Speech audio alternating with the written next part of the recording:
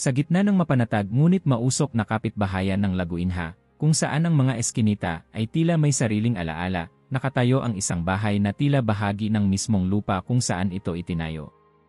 Sa 143 Ruedas Atsi, sa ilalim ng langit ng Belo Horizonte na madalas ay kulay abo at mainit, naninirahan si Donna Carmen Elcia dos Santos, isang babaeng ang buong buhay ay tinahi hindi lamang ng sinulid, kundi ng sakripisyo. Maputla na ang dilaw na pintura ng bahay. May lamat na ang pader sa gilid, at ang maliit na balkonahe ay nilamon na ng mga paso ng pako, begonia, at ilang halaman na halos hindi na matukoy ang pangalan. Ngunit para kay Donna Carmen, ang bahay ay hindi lamang tahanan. Isa itong altar ng mga alaala. Ay, ang init na naman, bulong niya habang pinupunasan ang pawis sa kanyang noo, suot ang puting blusa at paldang hanggang sakong. Habang ang bentilador ay humuhuni sa sala, patuloy siya sa pagtatahi ng laylayan ng isang uniforme ng estudyante.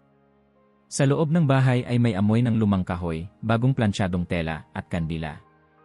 Lahat ito ay bahagi ng kanyang mundo, isang mundo na umiikot sa pananampalataya, pananahi, at pagmamahal sa kaisa-isang anak na si Rodrigo. Bago tayo magsimula, mag-like at mag-subscribe dahil may mga bagay dito na kailangan mong malaman bago ang sinuman.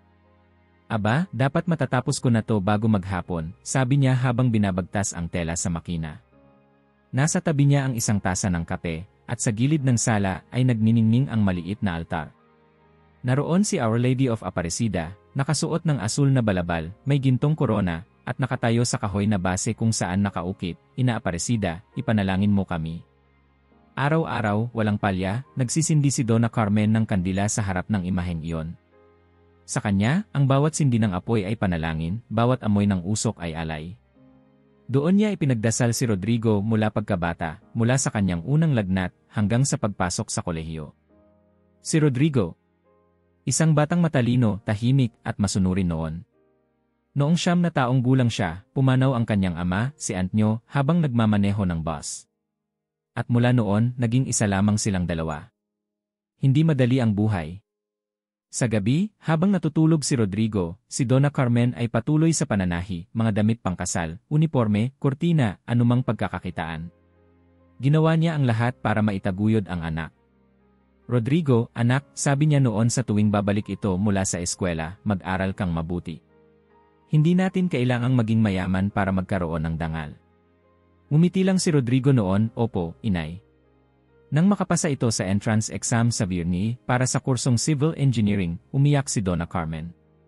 Hindi siya sanay umiyak, pero ang araw na yon ay para sa luha ng tagumpay. Lumipas ang mga taon, at sa bawat pagtatapos, bawat promosyon, si Donna Carmen ay laging nasa background, tahimik, nakasuot ng puti sa mga graduation, palaging may pabaon. Nang nagsimulang magtrabaho si Rodrigo sa isang malaking kumpanya sa São Paulo, bihira na itong makauwi. Pero hindi agad naglaho ang koneksyon. Tumatawag pa rin siya tuwing linggo, nagpapadala ng pera, nagpapasalamat. Ngunit may unti-unting pagbabago na nagsimulang gumapang sa pagitan nila. Noong huling bisita ni Rodrigo, isang buwan na ang nakaraan, dumating siya suot ang mamahaling suit, dala ang bagong cellphone, at may ekspresyon ng pagmamadali. Anak, magpahinga ka muna, luto ko ang paborito mong manok na may okra, sabi ni Donna Carmen na may kagalakan sa tinig. Salamat nay, pero nagda-diet ako ngayon. Baka soup na lang. Hindi niya rin natapos ang kape. Tumunog ang telepono. Pasensya na, nay. May conference call pa ako. Tumayo. Halik sa pisngi. Umalis. At naiwan si Donna Carmen, nakatitig sa tasa ng kape, malamig na. Ilang segundo pa bago niya narinig ang tikatik ng kandila sa altar, tila paalala na siya'y hindi nag-isa. Ganon na ba talaga ang mga anak kapag malayo na? Tanong niya sa imahen ng mahal na ina. Sa labas, sumigaw ang batang naglalaro ng tsinelas sa kalye. Sa loob, muling umupo si Donna Carmen sa makinang panahi. Ang tela ay may luhang di niya na malayang pumatak. Sa susunod na gabi, habang nagsusuklay ng puting buhok sa tapat ng salamin, tumigil siya sandali. Rodrigo, nasaan na ang batang humahalik sa imahen bago pumasok sa eskwela? Sa kisam, may ipis na dumaan. Sa mesa, nanatiling nakatirik ang kandila, ang liwanag nito ay naglalaro sa anyo ng Our Lady. Ilang minuto pa, pumasok siya sa kama. Mag-isa. Ang bentilador ay humuhuni pa rin. Sa kanyang dibdib, may bigat na hindi niya alam kung saan nagmula, pero nararamdaman niya may paparating. Hindi niya alam kung masama o mabuti. Hindi pa niya alam na ang susunod na pagbisita ni Rodrigo ay hindi lamang magbabago sa kanila. Magbabago ito ng lahat. Noong una, akala ni Donna Carmen ay pansamantala lamang ang paglayo ni Rodrigo. Marahil ay dahil abala lang sa trabaho o baka nahihiya lang sa kanyang bagong katayuan sa buhay. Ngunit nang tumagal, ang pagitan sa pagitan nila ay hindi na lamang oras, ito'y naging katahimikan. Sa mga tawag na minsang araw-araw ay naging lingguhan, tapos 2 beses sa isang buwan, at sa huli ay halos wala na. Ang mga mensahe niya ay binabasa pero hindi sinasagot. Kapag sumasagot man ay busy, nay. Mamaya na lang tayo mag-usap. O di kaya'y isang simpleng thumbs up emoji. Hanggang isang araw, isang hapon ng Sabado, habang nilalagyan niya ng bagong kurtina ang bintana sa kusina, tumunog ang intercom. Inay, ako to, tinig ni Rodrigo, maikli pero pamilyar. Napasigaw si Donna Carmen, salamat sa Diyos. Mabilis siyang nagpunas ng kamay sa palda, inayos ang buhok, at halos madapa pa sa pagmamadaling buksan ang gate. Ngunit hindi siya nakapaghanda sa babaeng kasama ni Rodrigo. Ma, this is Fabiana, sabi ni Rodrigo, walang halik, walang yakap. Itinuro niya ang babae sa kanyang likuran, matangkad, maputi, blonde, nakasunglases, kahit malilim, suot ang isang mamahaling puting dress, at takong na tila hindi akma sa simentong bitak-bitak ng laguinha. Buo tarde, Donna Carmen, malamig na bati ni Fabiana, bahagyang tango, walang ngiti. Ay, salamat at nakarating kayo, sabik na sagot ni Donna Carmen. Pumasok kayo, pasensya na sa kalat, medyo luma na talaga ang bahay. Ngunit hindi sumagot si Fabiana. Tiningnan niya lang ang paligid na para bang pumasok sa museo ng nakaraan. Ang lumang telebisyon na may balot na tela, ang mga upuang may doily sa sandalan, ang altar na may sinding kandila sa tabi ng telepono. Rodrigo, lumaki ka sa ganito, bulong niya, hindi sapat para itago sa tainga ni Donna Carmen. Sobrang traditional. Ano po yon, hija? Tanong ni Donna Carmen, pilit na may ngiti. Wala, may sinabi lang ako kay Rodrigo. Yun, medyo mainit lang po. Pasensya na, maaga nasira yung aircon. Pero may ventilador naman sa sala. Tara, upo muna kayo, magtitimpla ako ng kape. Habang papunta ng kusina, dinig ni Donna Carmen ang mga yabag ni Fabiana na tila ayaw tumapak sa sahig. Sa bawat kilos niya ay may tensyon, bawat sulyap ay puno ng pagtatangi. Pinunasan ni Donna Carmen ang lamesa, inilabas ang best cups, at inilagay sa plato ang kanyang paboritong cake ng cornmeal. Pagbalik sa sala, si Fabiana ay nakaupo na pero may hawak na cellphone. Si Rodrigo naman ay abalang nagbabasa ng email. Aba, ang bango ng cake, ani ni Donna Carmen, pilit pa ring maaliwalas. Paborito to ni Rodrigo nung bata pa siya. Palagi kong ginagawa kapag birthday niya. Ah, I don't eat carbs, biglang putol ni Fabiana. And I don't really drink coffee. I'm on detox. Nagkatitigan sina Rodrigo at kanyang ina, ngunit mabilis niya itong iniwas. Sayang naman, bulong ni Donna Carmen. Tita, wika ni Fabiana, I heard you're very religious. Ay, anak. Laking simbahan ako. At itong bahay na to, aba, saksi to sa lahat ng panalangin ko. Ang mahal na ina, hindi ako iniwan kahit kailan. Tumawa si Fabiana. Hindi masyadong malakas, pero sapat para marinig at masaktan. Diskulpe, Anya, pero naniniwala pa po kayo sa mga santo. Sa panahon na yon, Rodrigo told me you were religious, but I thought he was exaggerating. Hindi agad nakasagot si Donna Carmen. Ibinaba niya ang tasa ng kape, pilit na pinanatili ang dignidad sa mukha. Ang pananalig, hija, ay hindi nagbabago kahit moderno na ang mundo. Ang puso pa rin ang hinahanap ng Diyos. Tahimik si Rodrigo. Ni hindi siya umimik upang ipagtanggol ang ina. Sa halip, mabilis niyang binago ang usapan. Ma, may project ako sa Maranho. Baka ilang buwan akong hindi makadalaw. Tumango si Donna Carmen, ngunit nakita ng babae sa kanyang mata ang lungkot. Basta mag-iingat ka, anak. At kung kailangan niyo ng panalangin, sabihin mo lang. Araw-araw kong pinagdadasal ang anak ko. Pag alis nila, dahan-dahang isinara ni Donna Carmen ang gate. Hawak niya ang baso ng kape na hindi inubos ni Rodrigo. Nanatili siyang nakatayo sa may hagdan ng bahay, nakatanaw sa kotse nilang papalayo, hanggang sa ito'y mawala sa paningin. Sa gabing iyon, habang nagsisindi ng kandila sa altar, hindi na niya napigilan ang luha. Nanay ko, bulong niya kay Our Lady, iba na po siya. Hindi ko na siya makausap gaya ng dati. Ilang buwan ang lumipas. Si Rodrigo ay halos hindi na tumatawag. Ang mga regalo tuwing birthday o Pasko ay napalitan ng mga bank transfer at emoji sa WhatsApp. Hanggang isang gabi ng Enero, muling tumawag si Rodrigo. Nay, kailangan nating mag-usap. Pupunta ako bukas ng gabi. Hindi alam ni Donna Carmen kung matutuwa ba siya o mangangamba. Dumating si Rodrigo dakong alas negatibo 8 ng gabi. Wala si Fabiana. Nakasuot siya ng puting polo, maayos ang buhok, ngunit bakas ang tensyon sa mukha. Inay, maupo ka, anya. May sasabihin ako. Umupo si Donna Carmen, pilit pinapakalma ang dibdib. Magpapakasal na kami ni Fabiana. Sa Marso. Napangiti si Donna Carmen. Ay anak, salamat sa Diyos. Isang kasal. Kailan ko siya ulit makikita? Pwede akong... Buntis siya. Napatigil si Donna Carmen. Mas lalo siyang natuwa. Magiging lola na ako. Rodrigo, anak, ang saya ko. Ngunit hindi pa tapos si Rodrigo. At napagdesisyonan naming nasa bahay ka na niya mga anak.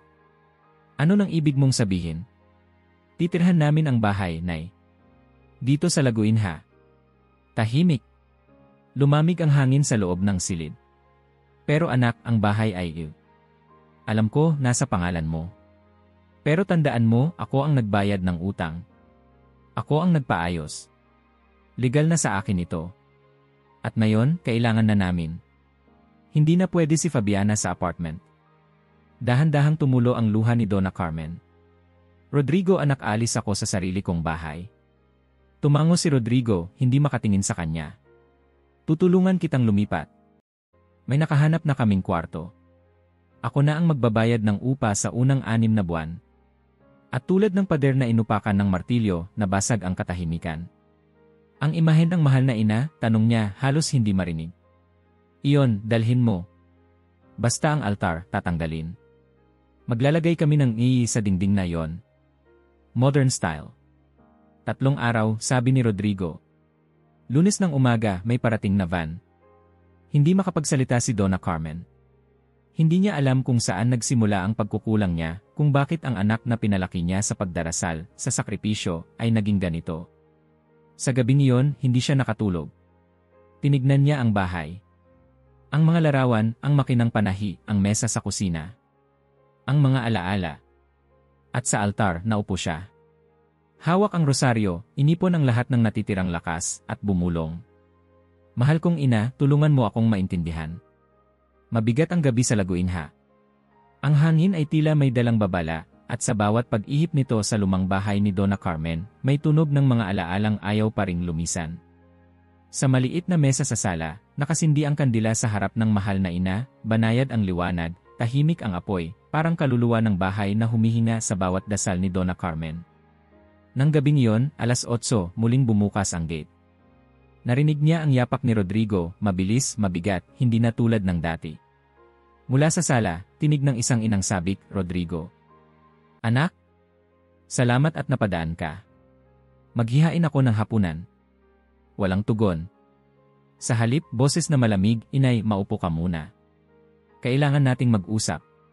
Tumigil si Donna Carmen, pinahid ang kamay sa palda, at dahan-dahang lumapit. Umupo siya sa tapat ng anak. Napansin niya ang briefcase sa ilalim ng braso nito, at ang tensyon sa kanyang mga mata. May problema ba, anak? Tanong niya, may kaba sa tinig. Hindi naman problema, sagot ni Rodrigo, iwas tingin. Bagay lang na kailangan nating ayusin. Tahimik. Tanging tunog ng orasan ang maririnig. 5 segundo ng katahimikan, bago sumabog ang salitang iyon na yayanig sa kanya. Inay, kailangan mong umalis sa bahay. Parang nabingi siya. Ano nang sinabi mo, anak? Inilapag ni Rodrigo ang mga papel sa mesa. Ito, mga dokumento ng bahay. Na-transfer na sa pangalan ko. Ako na ang nagbayad ng lahat ng utang mo, at ngayon kailangan namin ni Fabiana ang lugar. Magkakaanak na kami. Practical lang to. Ang bawat salita ay parang martilyong tumatama sa dingding ng puso ni Donna Carmen. Hindi siya makagalaw. Ilang sandali pa bago siya muling nakapagsalita. Anak, itong bahay dito ka lumaki. Dito mo unang natutong maglakad, magsulat. Ang ama mo dito namatay. Dito natin naputol ang boses niya, dito natin ipinagdasal ang bawat problema natin. Alam ko, Nay, malamig na tugon ni Rodrigo, pero panahon na para magbago. Hindi ka namin itatapon. May kinuha akong maliit na kwarto sa industrial na nayon. Ako ang magbabayad ng 6 na buwang renta. Pero anak, nanginginig na tinig ni Donna Carmen, paano ako ron? Wala akong kakilala. At ang mga gamit mo, ang mga alaala ng ama mo. Mag-iwan ka lang ng mga personal mong gamit. Yung iba, si Fabiana na bahala. May mag-aayos ng lahat. Fabiana, mahina niyang ulit, halos pabulong, ang babaeng yon ba ang may sabi nito? Hindi sumagot si Rodrigo. Ngunit sapat na ang katahimikan. Alam na niya ang totoo. 3 araw, Nay, sabi ni Rodrigo sa wakas, tumingin sa relo. Sa Lunes, may parating na van. Ayusin mo na ang mga gamit mo. Hindi na siya hinintay sumagot. Tumayo ito, kinuha ang briefcase at lumabas ng bahay. Naiwan si Donna Carmen sa upuan. Tahimik. Walang luha sa una, tila hindi pa abot ng isip niya ang nangyari. Ngunit nang bumukas muli ang pintuan dahil sa hangin, at ang liwanag ng kandila ay kumislap sa mukha ng mahal na ina, doon siya tuluyang gumuho. Napasigaw siya ng hikbi. Bakit, Our Lady? Ano nang kasalanan ko? Lumuhod siya sa sahig at niyakap ang mesa ng altar. Inalay ko sa kanya ang lahat. Ang bawat gabi ng pananahi, ang bawat sakripisyo, para lang maging mabuting tao ang anak ko. Ngunit wala siyang narinig na tugon, maliban sa mahinang pagpitik ng apoy ng kandila. Ang unang gabi ay dumaan na halos walang tulog. Sa balkonahe, nakaupo siya hanggang madaling araw, pinagmamasdan ang mga bituin. Sa isip niya, paulit-ulit ang mga alaala, ang batang si Rodrigo na nagtatakbo sa bakuran, humahalik sa kanya bago matulog, nagsisimba tuwing linggo. Ang batang yon ay nawala na at hindi niya alam kung kailan. Kinabukasan, dumating ang mga kapitbahay.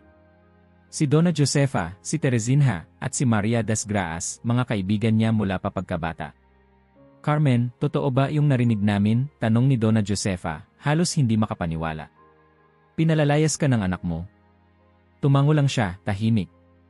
Nagsimula na siyang mag-impake. Ang bawat fold ng damit ay may kasamang hikbi.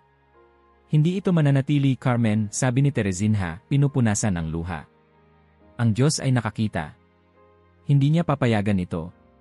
Sa gitna ng pag-aayos, inabot ni Donna Carmen ang imahen ng Our Lady of Aparecida.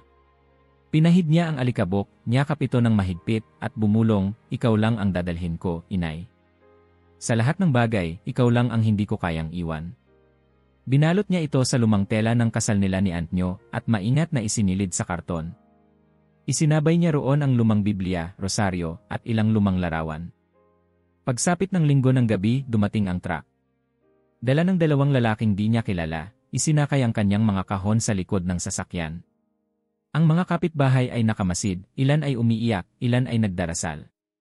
Bago umalis, huminto si Donna Carmen sa pinto. Tinignan niya ang bahay, ang pader, ang kurtina, ang makinang panahi, ang altar. Ang lahat ng ito ay parang bahagi ng kanyang kaluluwa. Tumalikod siya na may pagninig sa labi. Pagdating sa inuupahang silid, sinalubong siya ng amoy ng lumang kerosene at halumigmig. Isang kwarto lang.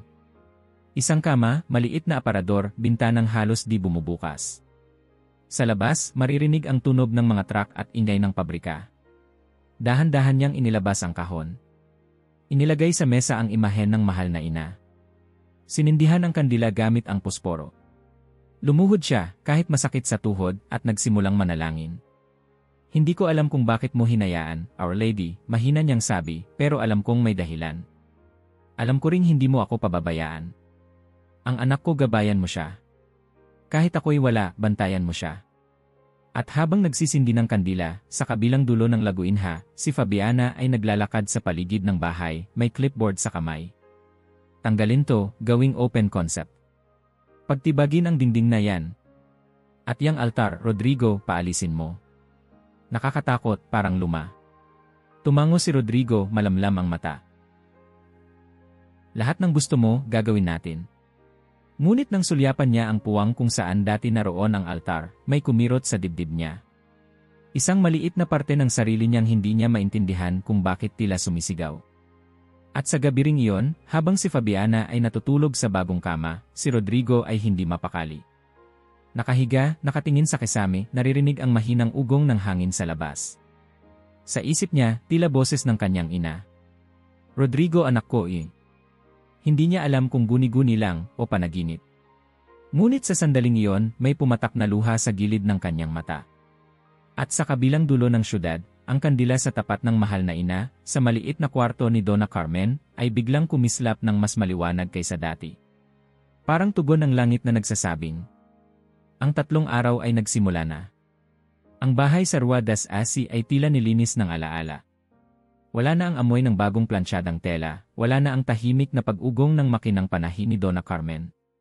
Wala na rin ang mga doili sa sandalan, ang munting kurtina sa bintana, ang boses ng matandang babae na humuhuni habang nagtitimpla ng kape.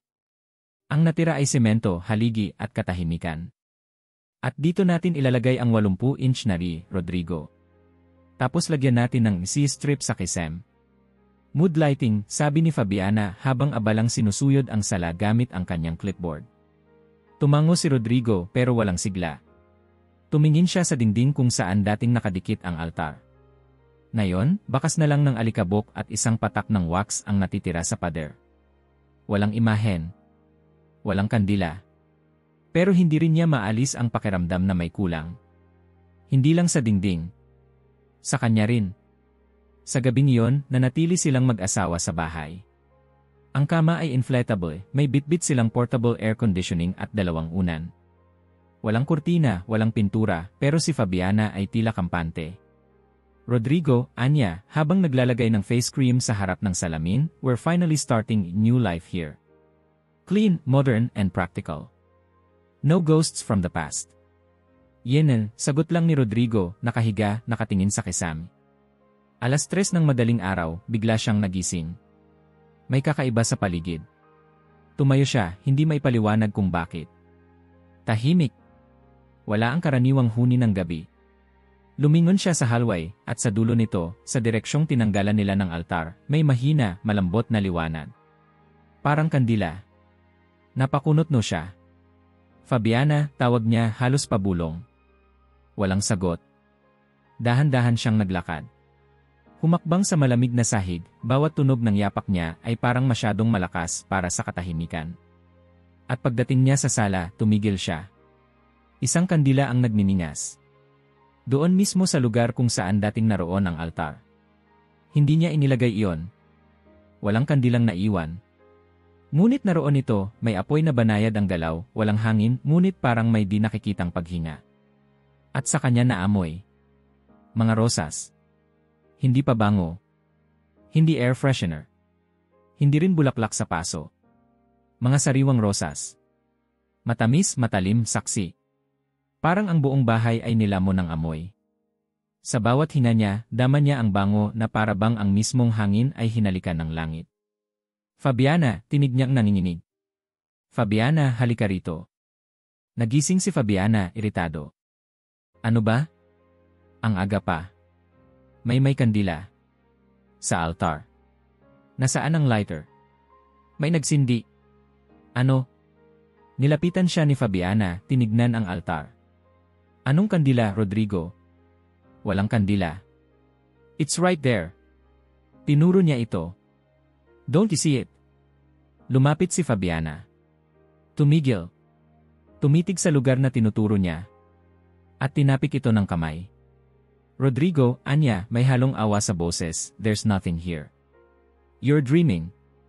Pero hindi siya nananaginip.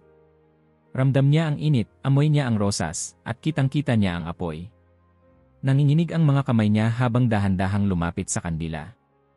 Humakbang siya hanggang halos katapat na niya ito. At bigla ang apoy ay dahan-dahang namatay. Walang hangin. Walang kilos. Basta lang nawala. Kasabay ng pagkawala nito, nawala rin ang bango. Parang inagaw ng hangin ang langit. Nanatili siyang nakatayo roon ng matagal. Hindi na bumalik sa kama. Umupo sa sahig, nakatulala, habang si Fabiana ay bumalik sa tulog, minamaliit ang nangyari. Kinabukasan, dumating ang mga manggagawa. Tanggalin to, sir, sabi ni Valder, ang foreman, tinuturo ang maliit na mesa na naiwan sa dating altar. Gusto ng asawa mo open space. Tumango si Rodrigo, paalis na sana papuntang trabaho. Ngunit bago siya makalabas ng bahay, may sigawan sa loob. Sir! Sir Rodrigo! May nangyari rito. Mabilis siyang bumalik. Nakita niya si Valder na may hawak na basang bimpo sa kanang kamay, nanginginig. Anong nangyari? Nagsimula kaming pukpukin tong mesa, pero bawat hampas ng maso, tumatalsik ang tool. Nawawalan kami ng kontrol. 3 beses, 3 tao. Eksakto rito sa altar. Opo. Tapos nung kinuha ko itong bordadong tela, yung sa ibabaw ng mesa, sir, parang may apoy. Napaso ako. Tingnan niyo to. Ipinakita ni Valder ang kamay niya. Mapula, may mga paltos sa daliri. Mainit ba talaga? Tanong ni Rodrigo. Wala, sir. Wala kaming lighter. Wala ring apoy. Pero yung tela, parang may apoy sa loob. Hindi makapagsalita si Rodrigo. Parang may bumabagabag sa dibdib niya, isang pamilyar na takot na hindi niya maintindihan. Ayaw ko na dyan, sir, sabi ng isa sa mga trabahador. May masamang pakiramdam ako. Hindi to normal. Bukas, boss, di muna kami papasok kung yan pa rin ang assignment. At isa-isa silang lumabas ng bahay, naiwan si Rodrigo sa gitna ng sala, nakatitig sa mesa, kung saan ilang gabi lang ang nakalipas, may apoy na tumangging mawala sa alaala niya. Gabi. Tahimik. Fabiana ay muling natutulog. Si Rodrigo sa sala. Hindi mapakali. At nang pumatak ang 3:00 ng madaling araw, narinig niya ang kaluskos. Sa dating altar, may nakaupong babae. Nakatalikod. Mahaba ang buhok, kulay itim. Suot ay isang mapusyaw na asul na bestida. Hindi siya gumagalaw. Hindi siya humihinga. Ngunit ang presensya niya ay punong-puno ng bigat, ng katahimikan, ng awa at hatol. Sino ka? Tanong ni Rodrigo, nanginginig. Walang sagot. Humakbang siya, mabagal. At nang marating niya ang gilid ng babae, napaluhod siya. Ang mukha nito ay eksaktong kopya ng imahen ng mahal na ina. Siya. Siya mismo. Mabait ang mata, malalim, ngunit matatag. Ang boses ay mahina, ngunit buo. Rodrigo, anak, ano nang ginawa mo sa iyong ina? Hindi siya makasagot. Ang mga labi niya ay gumagalaw ngunit walang boses. Tila ninakaw ng presensya niya ang kanyang kakayahang magsinungaling. Ang ina mong nag-alay ng lahat. Nagpagod. Nanalangin. Tinahi ang sariling mga daliri para sa iyo. At ikaw? Itinapon mo siya para sa kaginhawaan. Hindi ko ang hikbi niya, hindi ko alam di. 3 araw, Rodrigo. Nagliwanag ang paligid. Parang ang babae ay unti-unting nagiging liwanag. 3 araw upang bawiin mo ang kasalanang ginawa mo. O magpapasan ka ng krus na sisira sa iyo. Iyon ang kabayaran. Patawad-patawad, paulit-ulit niyang bulong. Ang ina mo, kahit sa lahat ng sakit, ay nananalangin para sa iyo. Ganon magmahal ang ina. Ganon ako magmahal. At sa huling sandali, bago siya tuluyang mawala, ibinulong niya ang isang paungusap na kinintal sa puso ni Rodrigo. Hanapin mo si Padre Marcelo. Siya ang gagabay sa iyo pabalik. Pagdilat niya, wala na ang babae. Pero ang amoy ng rosas ay bumalik, mas matindi, mas mariin, parang nagsusumigaw. Sa sahig ng sala, bumagsak si Rodrigo. Luha. Hikbi. Takot. Pagsisisi. At doon, sa unang pagkakataon sa maraming taon, lumuhod siya hindi dahil sa yuko, kundi dahil sa pananampalataya na unti-unti nang binubuhay muli sa puso niya. Ang umaga ay dumating na parang wala ring tulog si Rodrigo. Namumugto ang mga mata, nanlalambot ang katawan, ngunit malinaw sa kanyang isip ang dapat niyang gawin. Isang paungusap lang ang paulit-ulit na umuukit sa kanyang puso. Hanapin mo si Padre Marcelo. Hindi siya nag-almusal. Hindi siya pumasok sa trabaho. Tahimik siyang nagbihis, isinusuot ang simpleng polo na madalas niyang suotin noong hindi pa siya nababalot ng kayabangan. Bago lumabas ng bahay, tumigil siya sa altar. Wala na ang kandila. Wala na ang liwanag. Ngunit tila naroon pa rin ang presensya, hindi nakikita pero buhay. Sumakay siya ng kotse at dumiretso sa simbahan ng Nossa Senhora da Concejo. Ang puting pader nito, may bakas ng panahon, ay tila humihina sa katahimikan ng mga panalangin ng daan-daang taong dumaan dito.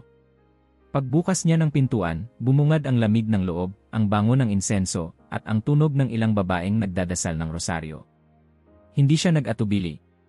Lumapit siya sa gilid, at tinanong ang isang ale, "Andito po ba si Padre Marcelo?" Tinuro siya sa isang pinto sa gilid ng altar. Kumakatok pa lamang siya nang bumukas ito. At naroon si Padre Marcelo, nakaitim na sutana, hawak ang breviary, at may mga matang tila kayang basahin ang laman ng kaluluwa. "Padre, ako po si Rodrigo. Kailangan ko po kayo." Hindi nagtanong ang pari. Hindi rin siya nagulat. Tumango lang ito at sinabing, "Halika, anak. Mag-usap tayo." Dinala siya sa sakristya. Isang maliit na silid, amoy kahoy at libro, may krusipiho sa dingding at isang simpleng mesa sa gitna. Naupo sila. Si Rodrigo ay hindi na nakatiis. Parang basang tela, nabagsak ang katawan sa upuan. "Ipinakita po siya sa akin, Padre, ang mahal na ina." "Siya mismo." Nagsalita siya. "Sinabi niyang mali ang ginawa ko sa nanay ko. Binigyan niya ako ng 3 araw para itama ang lahat." Tahimik si Padre Marcelo, ngunit ang mga mata nito ay puno ng awa. Hindi ng pagkonsensya, kundi ng pagkaunawa. "At ano ang ginawa mo sa iyong ina?" tanong ng pari, banayad ngunit matalim. Isinalaysay ni Rodrigo ang lahat, ang pag-alis kay Donna Carmen, ang malamig na pamamaalam, ang pagputol ng ugnayan, at ang pagsunod kay Fabiana sa lahat ng gusto nito. Nang matapos siya, si Padre Marcelo ay tumango lang. Binuksan ang lumang Biblia sa kanyang harapan, at binasa ng buo at malinaw. "Igalang mo ang iyong ama at ang iyong ina, upang ang iyong mga araw ay humaba sa lupaing ibinibigay sa iyo ng Panginoon mong Diyos." Eksodo 20:12. Tandaan mo, Rodrigo, anya, hindi ito mungkahi. Ito ay utos. At nilabag mo ang utos na ito sa pinakamasakit na paraan. Ngunit ikaw ay binigyan ng pagkakataon, ng biyaya, na makita ang pagkakamali mo habang may oras pa. Napahawak sa mukha si Rodrigo, humihikbi. "Hindi ko po alam kung karapat-dapat pa akong patawarin." Ang mga ina, sagot ni Padre Marcelo, ay hindi gumagamit ng calculator pagdating sa kapatawaran. Ang pagmamahal nila ay walang sukat. Pero kailangan mong humingi ng buong puso. Tumayo si Rodrigo. Nagmano sa pari. "Padre, ngayon din babalikan ko siya. Hindi na ako magsasayang ng isa pang oras." Sa kabilang bahagi ng lungsod, si Donna Carmen ay abala sa paglalaba sa maliit na balde sa tabi ng banyera ng kanilang communal bathroom. Pawis na pawis siya, ngunit may ngiti sa labi habang umaawit ng "Bendita Seja tua pureza", isang lumang dasal na paulit-ulit niyang inaawit tuwing lungkot ang kasama niya. Pagbalik sa kanyang silid, napansin niyang may sasakyan sa labas. Pamilyar ang kulay. Pamilyar ang tunog ng makina. At sa sandaling bumukas ang pinto, humarap siya sa pinakahuling taong inaasahan niyang muling tatayo sa harap niya. Rodrigo. Hindi niya alam kung tatawag siya, tatakbo, o tatalikod. Pero ang anak ay hindi nagsalita. Lumuhod lang ito. Sa mismong sahig ng silid. Sa pagitan ng amag at kahirapan. Tumulo ang luha nito, bumagsak ang boses. "Inay, patawarin mo ako. Tinapon ko kayo. Tinaboy. Pinaalis sa sariling bahay. Walang utos si Fabiana. Walang dahilan. Ako ang may kasalanan. Ako ang nagpabaya. Ako ang sumira." Nanatiling tahimik si Donna Carmen sa loob ng ilang segundo. Ngunit ang kanyang mga mata ay naglalagablab, hindi ng galit, kundi ng kirot at pagkalunod sa pagmamahal. Lumapit siya, at sa kanyang mga kamay na may galos at kalyo, hinaplos ang mukha ng anak. "Rodrigo, anak ko. Kahit bago ka pa humingi ng tawad, pinatawad na kita."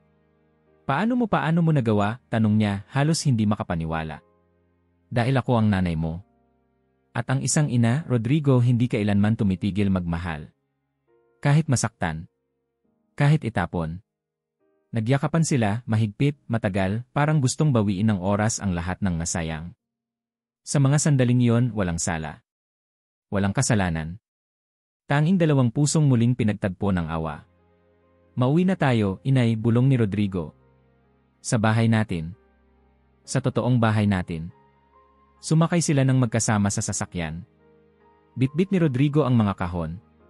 Bitbit ni Donna Carmen ang imahen ng Our Lady, may kandilang hawak sa isang kamay at ang rosaryo sa kabilang kamay. Pagdating nila sa Rua das Asi, parang gumising ang buong kalye. Unang sumilip si Donna Josefa, at nang makita kung sino ang bumaba sa kotse, napahiyaw ito. Si Donna Carmen. Bumalik na siya. Salamat sa Diyos, sigaw ni Teresinha. At isa-isa, lumabas ang mga tao. Ang mga pamilyang saksi sa sakit, ngayon ay saksi na rin sa biyaya. Ilang kapitbahay ang napaiyak. May bata pang tumakbo at yumakap sa baywang ni Donna Carmen. Sa pagpasok sa bahay, si Rodrigo ang nagbukas ng pinto. Pagtingin nila sa loob, ang altar na sinubukan sirain ay naroon pa rin. Buo. Hindi natanggal. Ang mesa, ang telang bordado, ang lugar na saksi sa mga milagro ng panalangin. Tahimik si Donna Carmen. Lumapit. Maingat niyang ibinalik ang imahen sa pwesto nito. Kinuha ang kandila, sinindihan at lumuhod. Rodrigo, walang alinlangan, lumuhod sa tabi niya. At sa unang pagkakataon, bulong ni Donna Carmen, mula noong nawala ang tatay mo, muli tayong magkasamang magdarasal dito. Sabayan mo ako, Nay, sagot ni Rodrigo, at sinimulan niya. Aba Ginoong Maria, napupuno ka ng grasya. At sa bawat dasal, tila may humahaplos sa hangin. Sa bawat rosaryo, may kasabay na luha. At sa bawat luha, may kasamang pagpapalaya. Ang langit ay tahimik. Ang liwanag ng kandila ay banayad. Ngunit sa katahimikan ng gabing iyon, isang ina at isang anak ang muling nakatagpo ng isa't isa, hindi lang sa katawan, kundi sa kaluluwa. Isang araw matapos ang pagbabalik ni Donna Carmen sa kanyang tahanan, isang bagay na tila maliit, ngunit hindi maipaliwanag ang nangyari. Habang sinasabit niya ang bagong labang kurtina sa bintana ng kusina, naramdaman niya ang isang bango, hindi ng sabon, hindi ng amoy ng pagkain, kundi isang pamilyar na halimuyak ng mga rosas. Sa simula, inakala niyang guni-guni lamang. Ngunit habang nilalagay niya ang huling kwerdas ng kurtina, lumakas ang amoy. Dumaloy ito sa hangin na parang paanyaya. At nang dumaan siya sa sala, kung saan naroon ang altar, tumigil siya. Ang kandilang sinindihan niya ng madaling araw ay nagniningas pa rin, ngunit kakaiba ang liwanag nito. Imbes na karaniwang kulay kahel at dilaw, tila may bahid itong ginto, mas malambot, mas malalim. At ang amoy ng mga rosas ay nanggagaling roon mismo. Tumayo si Rodrigo sa pasilyo, bitbit ang ilang gamit mula sa bodega. Nay, naamoy mo to? Tanong niya, kunot ang noo. Anak. Galing yan sa altar. Nilapitan nila ito. Hindi mainit ang kandila, kahit pa ito'y nakasindi ng maraming oras. At sa mismong tela ng altar, may mga maliliit na butil ng wax na bumuo ng hugis parang bulaklak. Isang rosas. Rodrigo, mahinang sabi ni Donna Carmen, parang humihinga ang altar. Hindi nila pinansin ang pangyayaring iyon sa labis na pag-iisip, ngunit kinabukasan, may kumatok sa pinto. Donna Carmen, si Maria das Graas, hawak ang kanyang anak na may trangkaso. Pwede ba kaming magdasal dito? Wala na po akong maisip na ibang paraan. Hindi po bumababa ang lagnat niya. Pinapasok sila ni Donna Carmen. Inilapit ang bata sa altar. Sinindihan ang kandila. Nagdasal sila ng rosaryo, 3 misteryo, buong puso, may luha. Kinabukasan, bumalik si Maria das Graas. Lagnat niya, biglang nawala pagkagising. Para pong wala siyang sakit. Walang iniinom na gamot. Parang milagro. Hindi pa man lumilipas ang linggo, sunod-sunod na ang dumating. Si Donna Teresinha, para sa kanyang tuhod na hindi na makalakad ng diretsyo. Si Paulo, isang driver ng jeep na malapit nang mawalan ng trabaho. Si Luisa, isang dalagang buntis na gustong ipaubaya ang kanyang anak. At ang lahat ng ito ay nauwi sa dasal. Rosaryo. Kandila. Tahimik na panalangin sa harap ng imahe ng Our Lady of Aparecida. Sa tuwing may nagsisindi ng kandila, sumisidhi ang halimuyak ng rosas. Sa tuwing may nananalangin, tila ang buong bahay ay sumasabay sa paghinga ng pananalig. Isang gabi, habang nakaupo si Rodrigo sa may pintuan ng sala, pinagmamasdan ang kanyang ina na tinuturuan ang mga kabataan sa rosaryo, na pabuntong hininga siya. Nay, bulong niya, naalala mo noong bata pa ako, tinuturuan mo rin ako niyan. Pero lagi akong inaantok sa gitna. Ngumiti si Donna Carmen. Pero natandaan mo pa rin, di ba? Tumango si Rodrigo. Mas malinaw pa kaysa sa mga proyekto ko sa engineering. Sa kalagitnaan ng usapan nila, bumukas ang gate. Lumingon si Rodrigo. Hindi niya inasahan ang bisitang iyon. Si Fabiana. Nakatayo sa labas, nakasuot ng itim at may hawak na isang folder. Tahimik. Matigas ang postura, ngunit may liwanag ng galit sa mata. Bakit ka narito? Tanong ni Rodrigo, bumaba agad mula sa balkon. Ibalik mo sa akin ang kalahati ng bahay, madiin niyang sabi. Pinaghirapan ko rin to, wala akong pakialam sa mga milagro-milagro nyo. Gusto ko lang ang parte ko. Wala kang parte, Fabiana. Hindi mo ginusto ang bahay. Gusto mo lang itong kontrolin. Ano? Binaliwala mo ang lahat para sa isang matandang relihiyosa at isang altar. Para sa amoy ng bulaklak. Para sa ina kong minahal ako kahit kailanman ay hindi niya ako isinuko. At para sa Diyos na hindi ko kailanman dapat tinalikuran. Wala ka ng anak, sigaw ni Fabiana. Isinuko mo ako, Rodrigo. Isinuko mo kami. Napayo ko siya. Sa wakas, hindi na mayabang. Hindi na palaban. Fabiana, hindi ko kayo isinuko. Iniligtas ako ng Diyos. At hinihiling ko na sana rin iligtas ka rin niya. Nanlaki ang mata ni Fabiana, tuluyang tumalikod at umalis. Sa pag-alis niya, walang humabol. Hindi dahil sa galit. Kundi dahil may mga bagay na kailangan munang dumaan sa katahimikan bago muling bumalik sa liwanag. Kinabukasan, dumating si Padre Marcelo sa bahay. Aba, biro niya, ang bahay mo yata ang bagong kapela. Tumawa si Donna Carmen, ngunit namumugto ang mga mata sa kadalakan. Padre, sabi niya, dumarami po ang nagpupunta. Lahat may dalang sakit, tanong, pag-asa. Hindi ko alam kung ano pong gagawin. Simple lang, tugon ni Padre Marcelo, patuloy kayong magdasal. Patuloy niyong tanggapin ang mga tao. At kung gusto ninyo, tuwing huling Biyernes ng buwan, magdadasal tayo ng sama-sama. At mula noon, tuwing huling Biyernes ng buwan, ang bahay ni Donna Carmen ay napupuno ng tao, mga kapitbahay, taga-ibang barangay, at maging mga hindi relihiyoso na naghahanap lang ng tahimik na lugar na may pag-asa. Si Rodrigo ay nagsimula ring dumalo sa misa. Una, naupo siya sa likod. Tapos sa gitna. Hanggang sa kusa na siyang lumalapit sa altar, hawak ang rosaryo ng kanyang ina. Ang dating lalaking takot maputikan ang sapatos, ngayon ay handang lumuhod sa simentong sahig. Isang hapon, habang si Rodrigo ay nagpupunas ng altar, napansin niyang may kakaiba sa pader sa likod nito. May markang parang hugis rosas na lumilitaw mula sa plaster. Hindi ito pintura. Hindi ito dumi. Parang kusa itong lumilitaw. Tinawag niya si Donna Carmen. Naitingnan mo. Lumapit siya. Hinawakan ang marka. Hindi to dati nandito. Parang sinisilyuhan ng langit ang lugar na to, sabi ni Rodrigo. Paglipas ng araw, mas luminaw ang hugis. At kahit linisin nila, hindi ito nawawala. Para bang sinasadyang manatili. Isang selyo ng presensya. Isang paalala. Ang mga tao ay lalo pang dumagsa. May mga gumaling. May mga nakahanap ng lakas para magpatawad. May mga nagbalik sa pananampalataya. Ngunit higit sa lahat, ang tahanan ni Donna Carmen ay naging simbolo ng panibagong buhay. At isang gabi, habang naglalakad pa uwi galing simbahan, si Rodrigo ay napatingala sa kalangitan. Tahimik. At sa katahimikan, sinabi niya ang mga salitang iyon na matagal nang nagkukubli sa puso niya. Salamat po, Our Lady, dahil hindi niyo ako sinuko, kahit ako mismo ay sumuko sa sarili ko. Sa likod niya, ang liwanag ng altar ay banayad na nagniningning. At ang halimuyak ng rosas, bagamat mahina, ay naroon, tuloy-tuloy, hindi nagsasawa. Isang himala. Ngunit higit pa roon, isang panibagong simula. Maulan noong umagang iyon. Yung uri ng ulan na hindi malakas, pero sapat upang ang mga kalsada ng Laguinha ay mabalot sa basang katahimikan. Sa loob ng bahay sa Rua das Asi, si Donna Carmen ay abalang pinapalitan ang mga bulaklak sa altar, mga rosas na galing sa bakuran ni Teresinha. Rodrigo, pakikuha nga yung kandila sa aparador, anak, tawag niya habang inaayos ang tela sa altar. Yung bago, nay, tanong ni Rodrigo mula sa kusina. Yung galing kay Padre Marcelo. Yung may aroma. Pang Biyernes. Habang abala sila sa paghahanda para sa panalangin darating sa hapon, biglang tumunog ang doorbell.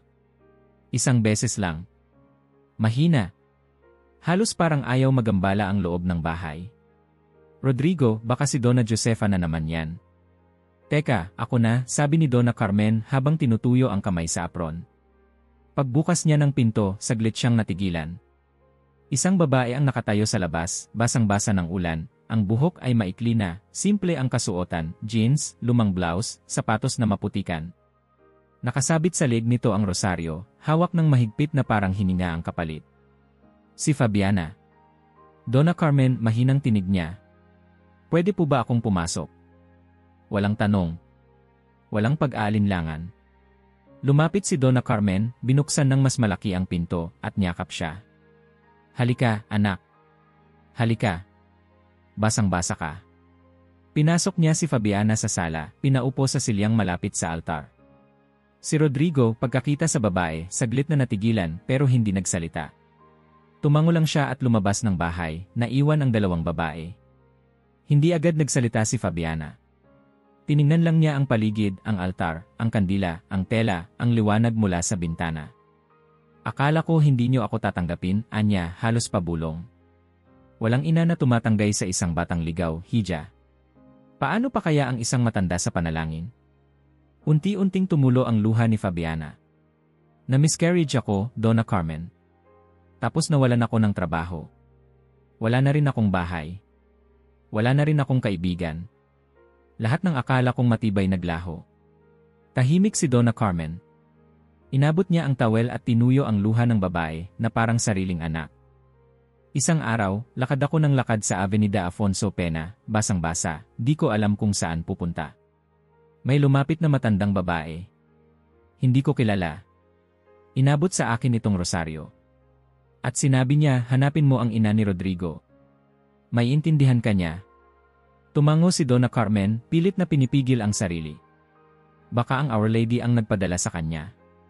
Hindi ako marunong magdasal, sabi ni Fabiana. Hindi ko rin alam kung paano magsimula. Pero hindi na ako galit. Hindi na ako mayabang.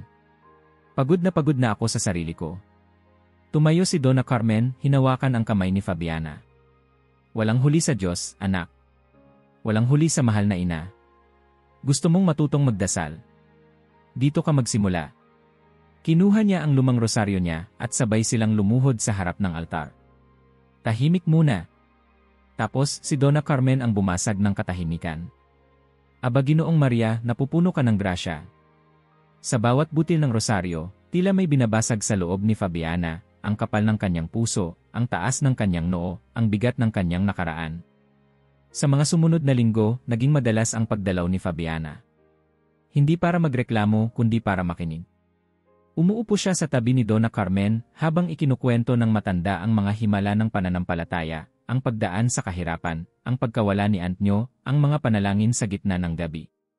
Hindi ako malapit sa nanay ko, sabi ni Fabiana minsang gabi. Bata pa lang ako, lumayo na ako sa kanya. Palagi kong sinasabing di ko kailangan ng ina. Pero mali pala. Hindi pa huli ang lahat. Buhay ka pa. Buhay din siya. Alam mo na ang tama. Ipagdasal mo na lang na dumating ang pagkakataong iyon. Isang Sabado ng umaga, habang nag-aayos ng altar si Rodrigo, nakita niyang si Fabiana ay nagtutupi ng mga upuan sa likod ng bahay. Tahimik lang. Hindi naghihintay ng papuri. Nay, tawag niya kay Donna Carmen habang pinagmamasdan ang dating nobya. Nagbago siya. Hindi siya nagbago, anak, sagot ni Donna Carmen. Ipinanganak siyang mabuti. Natabunan lang. Hindi na muling pinag-usapan ni Rodrigo at Fabiana ang nakaraan. Walang balikan, walang pagbawi ng relasyon. Ngunit may respeto. May katahimikan. May kapayapaan. Isang gabi, si Fabiana ay umupo sa harap ni Padre Marcelo matapos ang dasal. Padre, may kasalanan akong hindi ko pa kayang sabihin ng buo. Pero gusto ko nang magbago. Paano po ba magsimula? Tumango lang si Padre Marcelo. Pagsimula mo na ito, Hija. Hindi mo kailangan maging perpekto. Kailangan mo lang buksan ang puso mo. Sa sumunod na mga buwan, si Fabiana ay naging aktibo sa mga pagtitipon sa bahay ni Donna Carmen. Tumutulong sa pagsalubong sa mga bisita, nagdadala ng pagkain para sa mga matanda, at minsan ay nagsasalita sa mga kabataan tungkol sa kabutihang loob at pagpapatawad. Nagulat ang lahat nang sa isang pagtitipon ay siya na mismo ang nagbahagi. Akala ko ang lakas ay nakukuha sa kontrol. Sa ganda. Sa edukasyon. Pero ang tunay na lakas ay ang kakayahang lumuhod, humingi ng tawad, at tanggapin na kailangan mo ang Diyos. Ang mga mata ng ilan ay napuno ng luha. Lalo na si Donna Carmen, na tahimik lang sa likod, hawak ang kanyang rosaryo. Hindi na sila naging magkasintahan ni Rodrigo, ngunit naging magkakampi sila sa pananampalataya. Si Fabiana ay ninang ng anak ng isa sa mga kapitbahay. Nagsimulang tumulong sa simbahan. Nag-aral ng katesismo. Hindi na siya abogada ng batas, abogada na siya ng pag-asa. Isang gabi, habang inaayos ni Fabiana ang mga kandila, lumapit si Donna Carmen sa kanya. Hindi aksidente ang lahat ng to, anak. Tinawag ka niya. At tumugon ka. Isa kang himala na naglalakad. Napayuko si Fabiana, umiti ng mahina. Hindi ako himala, tiya. Isa lang akong naligaw na nakahanap ng bahay. Sa harap nila, ang kandila ay muling nagningas ng mas maliwanag kaysa dati. At ang amoy ng rosas ay muling dumaloy sa buong silid. 5 taon ang lumipas, ngunit sa Rua das Asi, may mga bagay na nanatiling hindi tinatablan ng panahon. Ang bahay ni Donna Carmen ay hindi na lang basta tahanan. Isa na itong sagradong espasyo, hindi formal na simbahan, pero para sa marami, mas totoo pa kaysa sa mararangyang katedral. May mga bulaklak sa harap ng bakod, may mga upuang dekahoy sa tabi ng pader, at sa loob, ang altar ay nagniningning sa simpleng liwanag ng mga kandilang sinisindihan araw-araw. Ang marka ng rosa sa pader ay naroon pa rin, mas malinaw, mas buhi, at mas hindi maipaliwanag. Ilang beses nang sinubukang ipaliwanag ng mga eksperto, mga inhinyero, maging mga iskolar ng sining. Ngunit lahat ay nabigo. Ang pader ay hindi nasira, hindi kinakalawang, at hindi rin naipinta. Parang kusang lumitaw, tulad ng isang pangako. Sa bagong bahay sa kanto ng parehong kalye, nakatira si Rodrigo, ngayon ay kasal kay Patricia, isang guro ng katekismo. Tahimik, mahinahon, at may ngiti ng isang babaeng buo ang pananampalataya. May 2 silang anak, si Helena, 6 na taong gulang, at si Gabriel, 3 taon. Tuwing huling Biyernes ng buwan, buong pamilya ay nagtitipon sa bahay ni Donna Carmen. Isinasara ang ilaw sa sala. Sinisindihan ang kandila sa altar. At habang ang rosaryo ay umuukit ng dasal sa hangin, ang mga kapitbahay ay pumupuno sa bakuran, nakikinig, dumadama. Sa isang gabi ng ganitong pagtitipon, habang pauwi na ang karamihan, naiwan si Fabiana sa likod ng bahay, tinutulungan si Donna Carmen sa pagliligpit ng mga tasa. Salamat, anak, wika ni Donna Carmen. Alam mo, sa dami ng pinagdaanan natin, hindi ko na akalaing dadating ang panahong magiging ganito tayo. Ngumiti si Fabiana. Ngayon, simple na ang pananamit niya, may rosaryo sa bulsa, at mga mata na may malalim na katahimikan. Ako po ang dapat magpasalamat. Kung hindi dahil sa inyo, hindi ko mararamdaman ang ganitong kapayapaan. Dumaan si Helena, humawak sa palda ni Fabiana. Ninang, pwede po ba kayong magbasa ng kwento mamaya? Aba, syempre. Pero dasal muna tayo, ha? At bago pa siya makaalis, tinapik siya ni Rodrigo sa balikat. Salamat, Fabiana, sabi nito. Hindi lang dahil sa tulong mo kay Mama, kundi sa kung paano mo kami itinuwid sa gitna ng bagyo. Umiling si Fabiana. Hindi ako. Siya. Sabay silang tumingin sa altar, kung saan ang liwanag ng kandila ay umaalon. Parang buhay. Sa gabi ring iyon, sa kwarto ni Helena, habang pinapatulog niya ang bata, si Rodrigo ay lumapit sa kanya, may hawak na kandila. Tay, bulong ni Helena, pwede po ba akong sumama sa altar mamaya? Ngayon na tayo pumunta. Bumaba sila. Si Donna Carmen ay nasa kusina, nagpapakulo ng tsaa. Tahimik ang bahay. Dumiretso sila sa altar. Sa bawat hakbang ng anak niyang babae, parang may buhos ng liwanag sa loob niya, liwanag na dati niyang tinalikuran, ngayon ay iniingatan. Helena, sabi niya habang inilalagay ang kandila sa maliit na lalagyan, gusto mo bang ikaw ang magsindi? Tumango ang bata. Inabot niya ang posporo at sa unang sindi, umilaw ang kandila. Maliit, banayad, pero sapat upang punuin ang kwarto ng liwanag. Tahimik muna sila. Walang salita. Si Rodrigo ay nakaluhod sa tabi ng anak. At nang lumingon ito sa kanya, may mga salitang kusa lang lumabas sa kanyang bibig, hindi minemorya, hindi planado. Anak, tandaan mo ito, hindi tayo kailanman nag-iisa. Kahit sa pinakamadilim na gabi, kahit sa pinakamasakit na sandali. Dahil may isang ina sa langit na hindi tayo iniiwan. Kahit kailan. Napatingin si Helena sa imahe ng mahal na ina. Siya po ba yan? Sagot ni Rodrigo. Siya ang dahilan kung bakit nandito tayo ngayon. Kung bakit po tayo. Kung bakit mahal kita ng ganito. Tumango ang bata. Tumingala, at may ngiting bata na parang naiintindihan ang mga bagay na hindi kayang ipaliwanag ng matatanda. Thank you, Mama Mary, sabi ni Helena. I love you.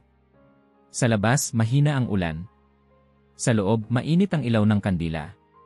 At sa pader sa likod ng altar, ang hugis rosas ay tila lumalim pa, parang gumagalaw, parang tumutubo. Walang sinuman ang makapagsabi kung paano ito nangyari. Ngunit para sa mga nananalig, hindi ito kailangang ipaliwanag. Dahil may mga bagay na hindi kailangan maintindihan, kailangan lang pasalamatan. Kung naabot mo na ito, mag-iwan ng like at mag-subscribe dahil ang mga balitang tulad nito, ikaw ay dapat. Ang unang nakaalam.